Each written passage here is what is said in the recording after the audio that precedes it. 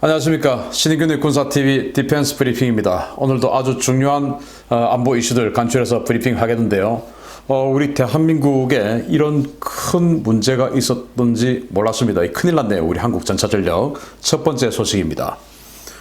우리 육군이 1000대 이상 운용 중인 K1 전차 5대 중에 한 대는 포수용 조준경 고장 상태로 방치되고 있으며 고장 전차는 점차 늘고 있어서 제대로 된 작전 수행이 어려운 것으로 확인됐습니다.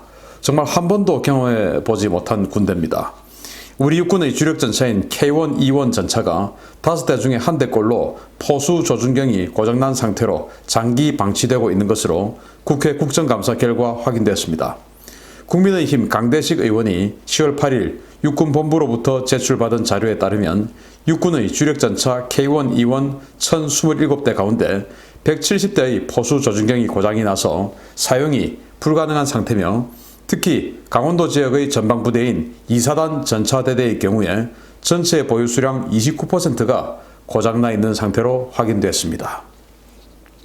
포수 조준경은 3세대 전차의 기본 능력 중에 하나인 헌터, 킬러 능력을 위한 반드시 필요한 장비로 포수가 적의 전차를 탐지하고 추적, 조준하는 핵심 장비로 전차포 사격을 위해서는 반드시 멀쩡하게 작동해야 하는 장비입니다. 이 조준경이 단종된 것은 부품이 없기 때문인데요. K1, E1 전차 1027대 중에 445대는 미국 레이슨사에서 제작해서 현대 로템이 수입해서 장착한 GPSS라는 모델을 포수용 조준경으로 쓰고 있는데 이 제품이 단종되어 부품 수급이 불가능한 상태로 확인됐습니다. 더 황당한 것은 이 문제를 해결하기 위해 합참이 내놓은 성능 개량 사업안인데요. 합참은 2019년 12월 연구개발 타당성 조사를 시작해 2028년부터 해당 장비를 양산하겠다는 입장인데 2028년이면 K1 전차 도입 40년이 경과하는 시점으로 이런 식의 사업 추진은 앞으로 8년간 K1, E1 전차 포수용 조준경 문제 해결을 손 놓고 있겠다는 의미여서 군의 황당한 대응에 여론의 질타가 쏟아지고 있습니다. 와, 정말 놀랍습니다. 우리 K1 전차, 우리 한국의 주력 전차죠. 1987년에 우리 수기사 맹호부대 수도기계화사단에 처음으로 배치되기 시작해서 지금 우리 한국 육군과 해병대 1027대가 배치되어 있고 이제는 뭐 거의 그 동부 지역의 이런 그 보병사단들까지 이 K1 전차가 다 들어가 있을 정도로 뭐 한국 육군이 대부분 쓰고 있고 이제 기계화 사단들은 K1, A1 그리고 이제 K2 전차 이렇게를 쓰고 있죠.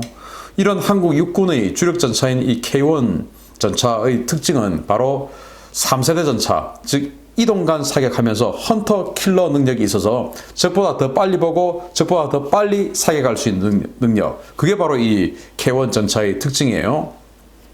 자, 이 조준경이 있는데 바로 여기 있는 이 조준경이 포수용 조준경이고 그 뒤에 있는 이 블록 솟아 있는 게 전차장용 조준경이에요. 그래서 조준경이 두 개나 있기 때문에 포수가 사격을 이렇게 조준해서 사격을 하는 과정에서도 전차장도 자기의 조준경으로 다른 데를 보고 조준을 할 수 있는 이런 헌터 킬러 능력이 있어서 아주 빠르게 사격하고 또 다음 표적을 또 사격하고 이렇게 할 수 있는 능력이 있어요. 그런데 무려 5대 중에 한 대가 포수용 조준경이 고장나 있는 상태로 지금 있다 이거예요. 그런데 지금 그게 해결될 기미도 없고 아무리 빨라봐야 8년 후다 이건데 정말 우리 육군 너무한 거 아닙니까? 이 모양 될 때까지 뭐 했는지 모르겠어요.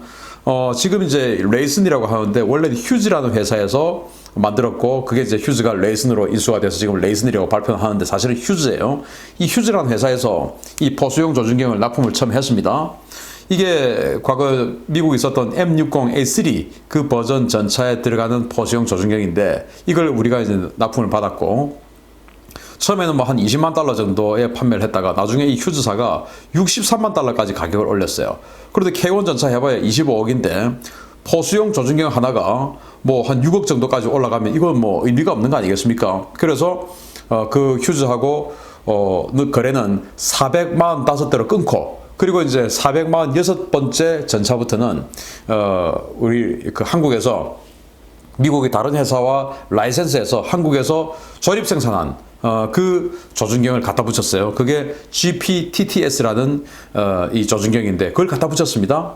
그리고 이런 것들을 개량해서 그 나중에 K1A1 전차, 우리가 독자적으로 이제 사격 통제 장비부터 시작해서 다 만들었죠. 그 K1A1 전차, 그것도 이제 400여 대 만들었고, 한 500대 가까이 만들었고, 그리고, K21 전투 장갑차, 그것도 다 이렇게 조준경이 있습니다. 그리고 K2 전차 다 만들었죠. 그러면은 우리 한국이 이제 조준경을 만들 수 있는데도 불구하고 이걸 여태까지 방치해 놓고 있었습니다. 그런데 더 가관인 것은 이제 타당성 조사해가지고 연구 영역하고 타당성 조사하고 어쩌고 저쩌고 이렇게 해가지고 이 한국의 무기체계 무기 구매 프로세스대로 쭉 해나가니까 8년 걸린다 이거예요. 8년. 아니 왜 이걸 8년 걸리도록 합니까? 이거는 신규 개발하니까 8년 걸리는데 왜 신규 개발합니까? 기존에 지금 K1 전차 후반기형에 썼던 그 GPTTS 그걸 갖다 쓰든지 아니면 K1A1용 그 신형 포수 조준경을 인테그레이션해서 쓰든지 이렇게 하면 되지. 왜 이걸 새로 개발하겠다는 건지. 이거 지금 여기에 또 방산비리 들어가 있는 거 아닐까요?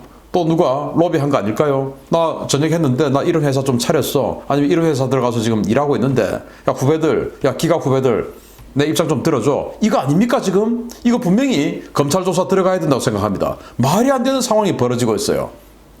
그런데 이런 식으로 해서 만들다 보니까 새로 개발하겠다. 아니 기존에 조준경 천지로 있는데 지금 새로 개발하겠다라고 하니까 어떤 상황이 발생하냐? 우리 한국의 무기체계 개발 프로세스대로 하니까 8년 걸려요. 그러면 8년이면은 이 K1 전차가 나온 지 41년째 되는 해입니다. 1987년도부터 실전 배치했으니까 41년째인데 그때 이제 이거 갖고 와서 창정비하고 하면은 뭐 2030년 돼야 이 K1 지금 조준경에 지금 400만 원 땄을 때 교체에 들어간다는 거 아니겠습니까? 아니 그러면 도대체 이 K1 전차 60년 쓰는 겁니까? 지금 후속 전차 사업 들어가야 되는 마당에 그거 지금 해야 되는 마당에 이걸 지금 뭐 신규 개발하겠다? 저는 여기 이 신규 개발하겠다라는 이 회사 여기 간부 또는 사장이 육군 전력부 또는 기갑 장교 출신의 선배가 깊이 관여되어 있는지 이거 분명히 조사해야 된다고 생각합니다. 그렇지 않고서 어떻게 이런 결과가 나오는지. 아니 지금 나오고 있는 우리 국산 또는 라이센스 생산한 그 조준경을 갖다 붙여서 빨리 사용할 수 있게끔 해줘야지. 이게 뭡니까? 사격도 못하는 이런 전차를 5분의 1이나 가지고 있고 2사단 같은 경우는 무려 30% 가까이가 사격 제대로 못하는 이런 전차가 있다. 이게 말이 되는 상황입니까? 정말 밝혀내어서 모조리 감옥에 쳐넣어야 된다고 생각합니다. 정말 분하네요. 두 번째 소식입니다.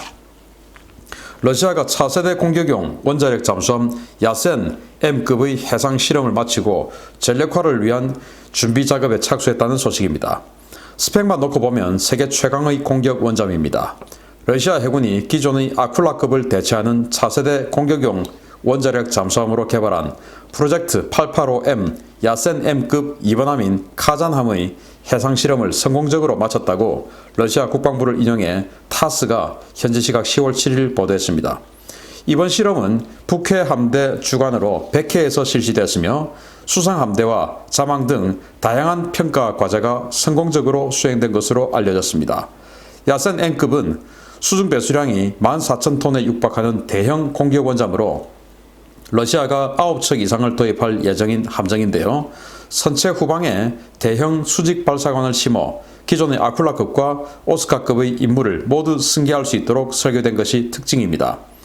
야센 M급은 함수 부분에 10기의 533mm 어뢰 발사관을 두고 여기에서 30기의 각종 어뢰와 미사일을 운영하며 선체 후방 상단에 러시아판 VPM이라고 불리는 3P14B 수직 발사관 8기를 장착해서 야혼트 미사일 24기 또는 칼리브르 미사일 32발을 탑재할 수 있습니다.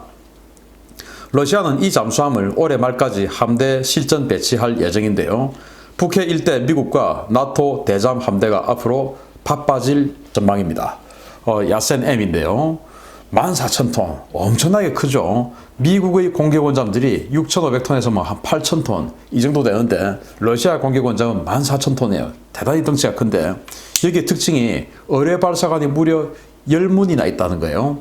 미국 공격원잠들은 4문 또는 6문 이 정도밖에 없죠. 우리 한국 경우에는 이제 이 의뢰 발사가 많은 것을 선호를 하니까 우리는 8문 이렇게 있는데 주로 전 세계 트렌드는 6문이에요. 그런데 여기는 이 의뢰 발사가 10문, 그리고 또 여기 이 뒷부분에, 함교 뒷부분에다가 이 러시아판 VPM이라고 하는, 그러니까 이 버지니아급에 들어가는 리볼버식 미사일 발사 모듈이죠. 여기에 이제 이 버지니아급, 미국의 버지니아급 같은 경우는 6발의 미사일을 집어넣는데, 여기는 이 야혼트 미사일은 덩치가 크니까 야혼트 미사일은 이제 잠대 함 초음속 미사일이에요. 마하 2.5의 속도에 250에서 한 400km 날아가는 잠대함 미사일인데, 이건 덩치가 크니까 이 리볼버 한 발에 3발, 그리고 이제 잠대지 순항 미사일이죠. 칼리브르, 사거리가 한 1500km 되는데 이건 덩치가 좀 작아서 4발, 이렇게 해서 이 VPM을, 이 발사관 모듈을 총 6개를 집어넣고, 8개를 집어넣고, 그렇게 해서